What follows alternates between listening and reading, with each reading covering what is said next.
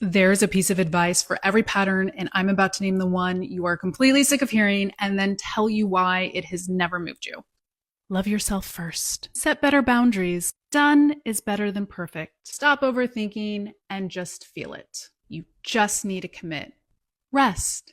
You can't pour from an empty cup. And if you're here, you have probably heard yours so many times, it is like static at this point.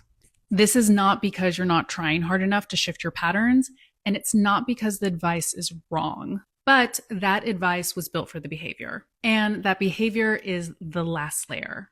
The pattern is underneath, and it is a narrative and a strategy. I'm going to get more specific. When you tell an orphan to love themselves first, they will nod because they have heard this. And they still feel slightly outside the room that they are fully inside of. Because the self-love advice does not reach the part that is still scanning every interaction for evidence of how they landed. When you tell a caregiver to put on their own oxygen mask first, they know.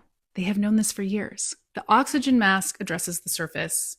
It does not reach what is actually running underneath. When you tell a creator that done is better than perfect, trust me that they agree. And that thing is still sitting in the drawer because the delay is not about perfectionism for its own sake. It is about something much more specific than any productivity principle can ever touch. The advice is not wrong, but it is landing on the surface of the pattern.